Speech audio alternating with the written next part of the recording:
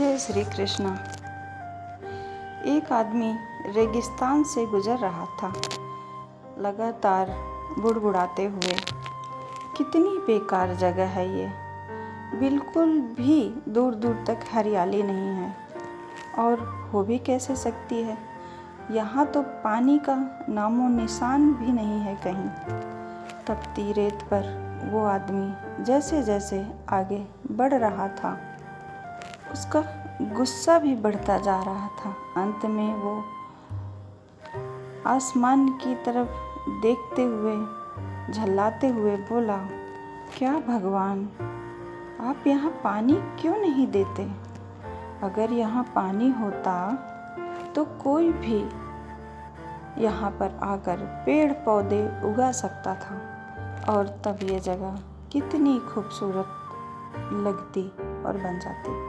ऐसा बोलकर वो आसमान की ही तरफ लगातार देखता रहा, मानो वो भगवान के उत्तर की प्रतीक्षा कर रहा था। तभी एक चमत्कार हुआ।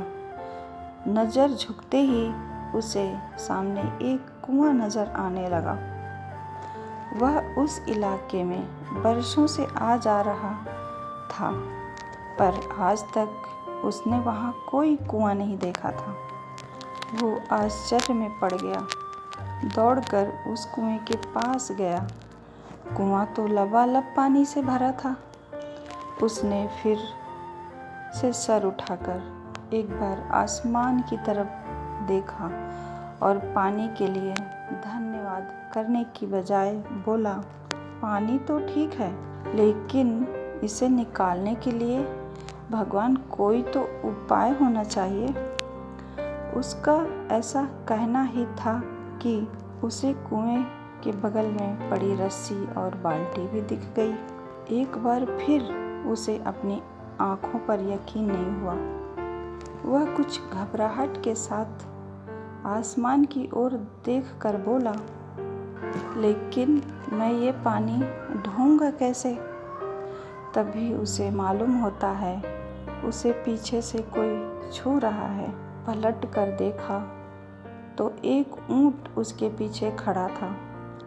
अब वह आदमी एकदम घबरा जाता है। उसे लगता है कि वो कहीं रेगिस्तान हरियाली लाने के काम में फंस न जाए, और इस बार वो आसमान की तरफ देखे बिना ही बहुत तेज कदमों से आगे बढ़ने लगता है। अभी उसने 2-4 कदम आगे ही बढ़ा था कि एक उड़ता हुआ कागज का टुकड़ा उससे आकर चिपक जाता है। जानते हो उस टुकड़े पर क्या लिखा था? उस टुकड़े पर लिखा था, मैंने तुम्हें पानी दिया, बाल्टी दी, रस्सी दी, पानी ढोने का साधन भी दिया। अब तुम्हारे पास वो हर चीज़ है जो रेगिस्तान को हरा भरा बनाने के लिए चाहिए। अब सब कुछ तुम्हारे हाथ में है। आदमी एक क्षण के लिए ठहरा, पर अगले ही पल वो तेज कदमों से आगे बढ़ गया और रेगिस्तान कभी भी हरा भरा नहीं हो पाया। जानते हो क्यों? क्योंकि इंसान की आदत है। जानते हो क्यों? क्योंकि इंसान की आदत है शिकायत करने की। वह अपने अधिकार बखूबी जानता है, पर कर्तव्य नहीं। जब कोई काम उसके मन के हिसाब से नहीं हो रहा होता, तो वो दोष देने लग जाता है, हमेशा दूसरों को। कभी वो किस्मत को दोष देता है, कभी भगवान को, कभी माँ बाप को, कभी सरकार को। दोष रोपड़ के चक्कर में वो इस बात को भूल जाता है कि इंसान के अंदर वो शक्ति है कि अगर वो चाहे तो वो